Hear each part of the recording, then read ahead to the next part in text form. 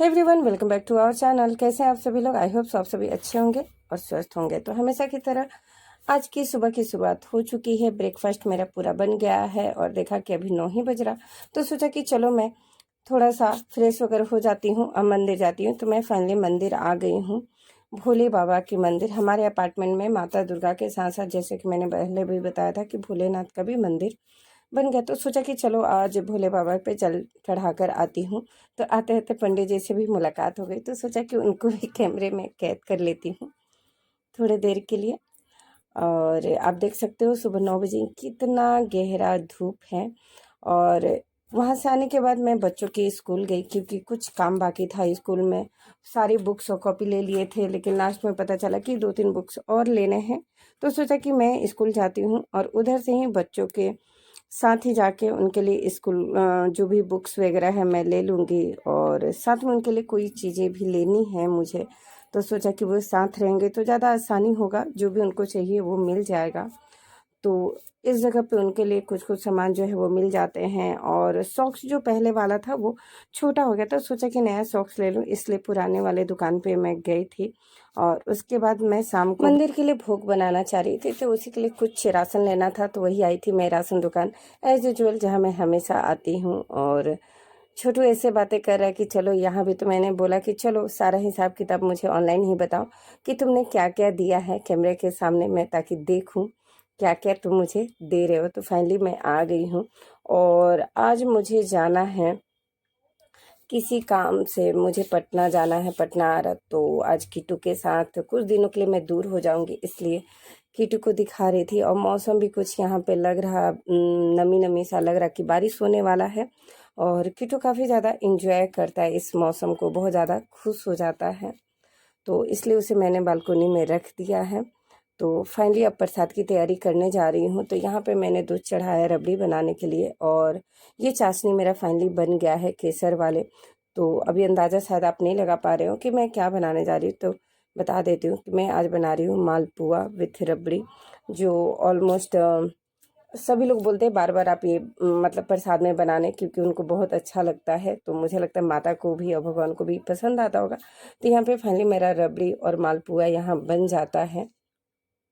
तो इसको बना लिया है मैंने, और काव्य गया है कोचिंग, तो इसको बना लेने के बाद मैं जाऊँगी कोचिंग, और कोचिंग जाके काव्य को लेकर आऊँगी। उसके बाद आके सारा काम मुझे करना है। तो जैसे मैं सामने आई वापस कोचिंग से, तो शाम हो चुका था, लगभग 7 हो गया, और आरती का टाइम हो चुका था। तो सोचा कि चलो अब मंदिर में जाती हूँ और जल्दी से भगवान को भोग लगा लूँ, क्योंकि आज तो मुझे पटना भी निकलना है। तो उस तरह से कुछ तैयारी करनी होगी जल्दी जल्दी। तो आज फुल डे बहुत ही हेक्टिक रहा, बहुत ही ज़्यादा बिजी थी मैं।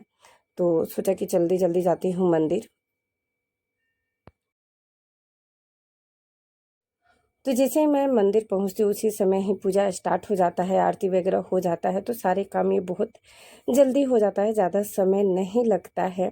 और फाइनली आरती के बाद हम लोग सारे लोग मिल के प्रसाद लगाते हैं सबके लिए। कि सोच रही थी कि ये काम भी जल्दी जल्दी हो जाए, इसमें भी टाइम ना लगे, क्योंकि मुझे आज बाहर जाना है। उसके पहले बहुत सारे जैसे काम है उसे निपटाना है। जैसे कि आप देख रहे होंगे घड़ी में लगभग 8 बजने जाना है, और कुछ काम से मुझे मार्केट भी निकलना है। तो सोचा कि ये सारे काम जल्दी जल्दी कर लूँ। तो मैं और मेरी फ्रेंड सब मिलके जल्दी से ये काम करने लगते हैं। तो जैसे ही हमारा ये काम ख़त्म होता है, तो मैं और मेरी फ्रेंड आ जाते हैं मार्केट। जैसा कि बताया था मुझे काम था अर्जेंट, किसी के लिए मुझे कुछ गिफ्ट वगैरह लेने थे, इसलिए आ गई। और वापस आने के बाद अब कीटू का आता है विदाई के टाइम, मतलब इसको मेरी फ्रेंड के घर छोड़ रहे हैं, और ये बहुत डरा हुआ है, सोच रहा है कि मैं कैसे जाऊँगा। और एकदम देख सकते हो आप किस तरह से मेरी तरफ है, एकदम इसको, मुझे भी अच्छा नहीं लग रहा है इसको ऐसे छोड़ने में। बट कुछ दिन के लिए इसको मेरे फ्रेंड के पास ही रहना होगा। तो उसको फ्रेंड को वो लोग जाते हैं, फिर हम लोग भी डिनर करके जल्दी जल्दी स्टेशन चले आते हैं, क्योंकि फाइनली टाइम यहाँ पे हमारा हो जाता है ट्रेन आने का। अभी से आधा घंटा लगभग बाकी है, तो हम लोग जल्दी जल्दी आते हैं। और एंजल के देख लो, यहाँ पर भी उसकी मस्ती जारी है। और चेहरा देख के आप समझ सकते हो कि हम लोग कितना ज़्यादा थक गए हैं। दिन भर काम काम काम, एक सेकंड के लिए भी खाली समय नहीं था हमारे पास। तो रात के टाइम में धनबाद से पटना जाने वाली बस एक ही ट्रेन है, वो है गंगा दामोदर। तो फाइनली गंगा दामोदर जो होती है ना, पहले लगभग 10 साढ़े 10 बजे के आसपास वो आ जाती है, तो हम लोग पहले भी आ सकते हैं, लेकिन कुछ काम के कारण, बिजी शेड्यूल के कारण हम लोग लास्ट मोमेंट में ही आते हैं। और यहाँ पे गंगा दामोदर में हम लोग बैठ चुके हैं और सुबह सुबह हम लोग 4:30 बजे के आसपास हम लोग पटना पहुँच जाते हैं। 4:30 पौने 5 में पटना पहुँचने के बाद ही हम दूसरा ट्रेन लेते हैं आरा जाने के लिए। और आरा जाने के लिए हमें ये जनरल वाली बोगी जो होती है इसको सफ़र करना पड़ता है, जिसमें बहुत ही ज़्यादा क्राउड होते हैं और बहुत टाइप के लोग होते हैं जिनसे मिलना होता है, समटाइम बातें भी हो जाती है। ट्रेन एक ऐसा सफ़र है जहाँ आप चुप रह नहीं सकते हो, अकेले शांत बैठ नहीं सकते हो, आप नहीं भी बोलोगे तो भी लोगों से बातें कुछ ना कुछ हो ही जाती है।